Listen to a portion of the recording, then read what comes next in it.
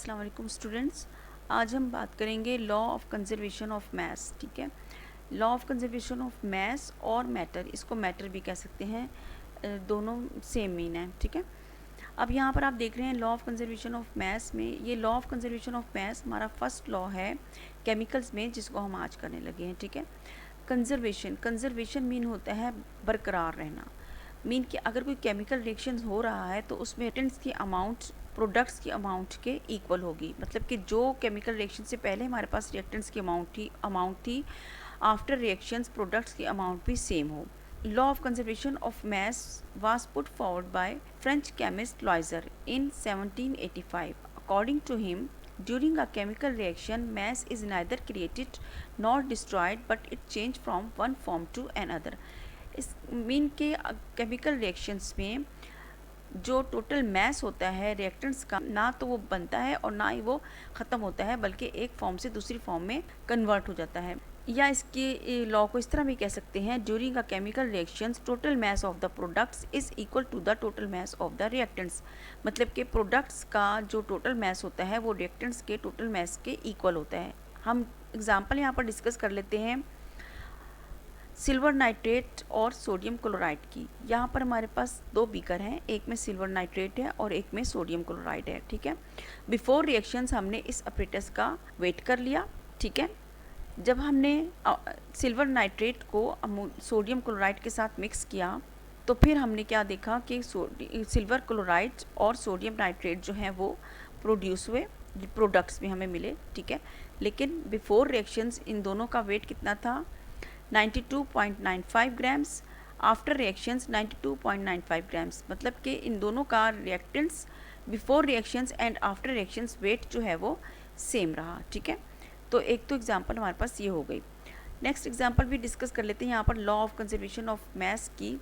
अब हम इसको क्लोज सिस्टम में देखते हैं कि क्या होते हैं। हमारे पास एक फ्लास्क है, ठीक है, उसको हमने एयर टाइट क्लोज किया हुआ है। इसके अंदर एक टेस्ट ट्यूब को इस तरह रखा गया है जिसके अंदर कैल्शियम क्लोराइड डली हुई है कि इसका जो सोल्यूशन है वो जो फ्लास्क के अंदर सोल्यूशन है सोडियम सल्फेट उसके साथ मिक्स ना हो। ठीक है, इस तरह इसको खड़ा कर दें, इसके अंदर सोडियम क्लोराइड डालकर और फ्लास्क के अंदर सोडियम सल्फेट का सोल्यूशन डालकर इसका हमने वेट कर लिया। इसका जब हमने वेट किया तो वो हमारे पास आया 184.34 ग्राम्स वेट था ये रिएक्टेंट्स का बिफोर रिएक्शंस। ठीक है, फिर हमने क्या किया, उसको इन्वर्ट किया फ्लास्क को, ताकि अलाउ किया इस सोल्यूशन को इस सोल्यूशन के साथ मिक्स करने के लिए। ठीक है, ताकि ये वाला सोल्यूशन टेस्ट ट्यूब का सोल्यूशन है जो सारा वो गिर जाए सोडियम सल्फेट के सोल्यूशन में और मिक्स हो जाए। ठीक है, फिर हमने इसको सीधा किया और इस अपरेटस को दोबारा हमने वेट किया। जब हमने इसका वेट किया, क्योंकि इसके अंदर केमिकल रिएक्शंस हो गया, ठीक है, टेस्ट ट्यूब बिल्कुल खाली हो गई और इसमें सोल्यूशन कौन से बन गया, सोडियम क्लोराइड और कैल्शियम सल्फेट। नया प्रोडक्ट्स जो है हमें मिल गया, new substance is formed, sodium chloride and calcium sulphate.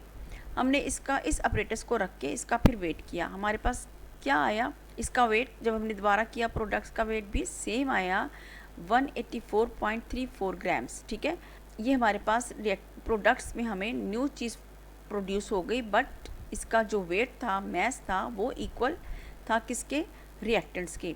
Reactants में जो तो हमारे पास था वो कैल्शियम क्लोराइड सोल्यूशन था, सोडियम सल्फेट सोल्यूशन था। ठीक है, जब हमारे पास ये प्रोडक्ट्स में बने कैल्शियम सल्फेट्स, वाइट प्रेसिपिटेट बन गए। इसके वाइट प्रेसिपिटेट का मतलब होता है कि इसमें छोटे छोटे, ये देखिए आपको ये छोटे छोटे थिक सा सब्सटेंस नज़र आ रहे हैं, इसको प्रेसिपिटेट कहते हैं।